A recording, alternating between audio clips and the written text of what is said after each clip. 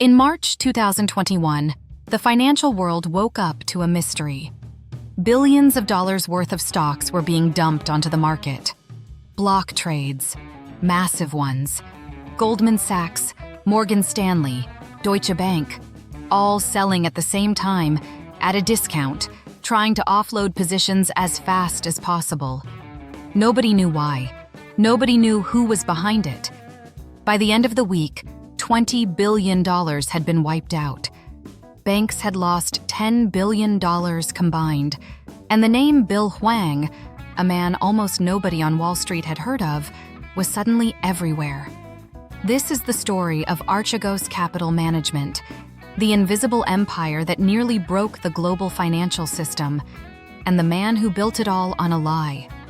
To understand how Bill Hwang pulled this off, you need to understand where he came from. Hwang was born in South Korea and moved to the United States as a teenager. He worked his way up through Wall Street, eventually landing at Tiger Management, the legendary hedge fund run by Julian Robertson, one of the greatest investors of his generation.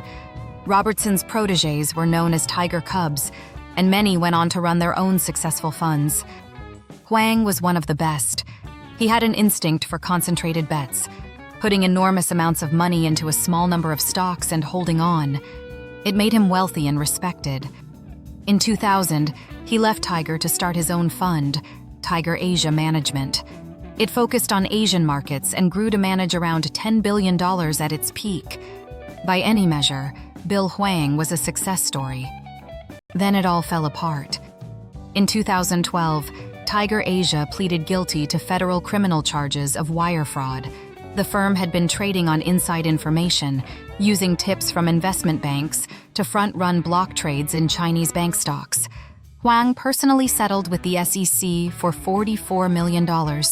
He was banned from managing public money in the United States and Hong Kong. For most people, that would have been the end. For Bill Hwang, it was just a detour. Because there was one type of investment vehicle that the regulators hadn't touched. A family office.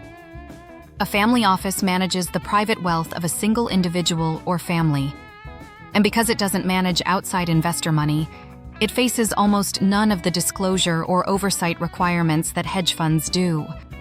Hwang shut down Tiger Asia and opened Archegos Capital Management in 2013, named after the Greek word for leader or one who leads the way. He seeded it with roughly $200 million of his own money from the Tiger Asia settlement. And then, he got to work. The tool Hwang used to build his empire was something called a total return swap. Here's how it works. Instead of buying a stock directly, which would show up on regulatory filings, Hwang would go to a bank and make a deal. The bank would buy the stock. Hwang would pay fees and interest, and in return, Hwang would receive all the gains if the stock went up, while absorbing all the losses if it went down. The critical detail is this. Because the bank technically owned the shares, Hwang's position never appeared in any public disclosure. He could build an enormous stake in a company and nobody, not regulators, not the company itself, not other investors, would ever know. And Hwang didn't just use one bank. He used many. Goldman Sachs, Morgan Stanley, Credit Suisse, Nomura, Deutsche Bank, UBS. Each bank thought they were one of several lenders. None of them knew the full picture. None of them could see how dangerously leveraged Hwang actually was. This is where it gets truly staggering. By early 2021, Archegos had around $20 billion in actual capital, but through the use of swaps and leverage, it had built up equity exposure of $160 billion. That means for every dollar Hwang actually had, he was controlling $8 worth of stock market positions. He had secretly accumulated stakes so large, they dwarfed those of the company's own largest known shareholders. According to prosecutors, he controlled more than 70% of the outstanding shares of GSX Tekadu, more than 60% of Discovery Communications, more than 50% of IQIYI. In each case, without a single public disclosure. And because he was buying so aggressively, his purchases were actually pushing these stock prices higher, which increased his paper gains. which allowed him to borrow more, which allowed him to buy more. It was a feedback loop, and it worked beautifully, right up until it didn't.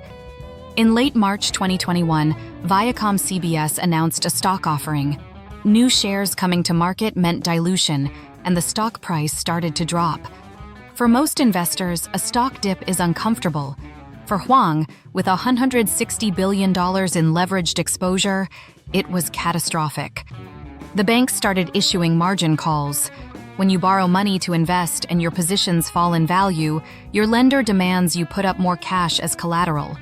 Archegos couldn't meet them.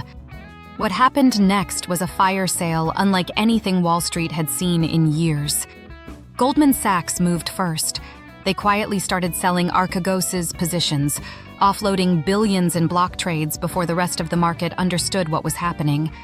Morgan Stanley followed, then the others. But Credit Suisse was too slow. They tried to be orderly about it. They tried to work something out. By the time they finally started selling, the prices had already collapsed.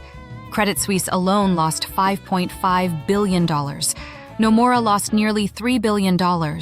Total losses across all the banks exceeded $10 billion. And across all the companies in Hwang's portfolio, Viacom CBS, Discovery, GSX, IQIYEI, shareholders who had no idea any of this was happening lost more than $100 billion in market value as the stocks collapsed. $20 billion, gone in 48 hours. The fallout didn't stop there. Credit Suisse, already struggling with a series of scandals, never really recovered from the Archegos losses. In March 2023, it collapsed entirely and was absorbed by UBS in an emergency government-brokered deal. Analysts widely cited Archegos as one of the key factors that destroyed confidence in the bank. One man's hidden bets had contributed to the fall of a 167-year-old institution. Regulators launched investigations. The SEC, the Department of Justice, the Federal Reserve. Questions were asked about how a single-family office, run by a man already convicted of fraud, had been allowed to borrow $160 billion from the world's biggest banks with no oversight whatsoever. In April 2022, federal prosecutors arrested Bill Hwang and charged him with racketeering conspiracy, securities fraud, wire fraud, and market manipulation. His former CFO, Patrick Halligan, was charged alongside him. The trial began in May 2024 in Manhattan Federal Court. Prosecutors laid out in detail how Hwang had lied to banks about the size of his positions, hidden his true leverage, and manipulated stock prices to sustain the scheme. How he had built a house of cards so large that when it fell, it took billions of other people's money with it. In July 2024, the jury came back with a verdict. Bill Hwang was found guilty on 10 of 11 criminal counts. Halligan was convicted on all counts he faced. Prosecutors asked for 21 years in prison. They asked for $12.35 billion in forfeiture. They called Archegos a machine built for manipulation, a fraud that had corrupted markets, deceived banks, and destroyed wealth on a global scale. Bill Hwang had started with $200 million, built it into $160 billion, and lost everything in less than a week. And for years, nobody even knew he existed. That's the thing about the biggest frauds in history. They don't happen in the open. They happen in the shadows, in the gaps between regulators, in the fine print of financial contracts, in the blind spots of institutions that trusted someone they never should have. Bill Hwang didn't rob a bank. He borrowed from 12 of them simultaneously, and none of them knew what the others were doing. If you want more stories like this, the collapses, the cover-ups, the people who thought they were untouchable, subscribe. There are plenty more where this came from.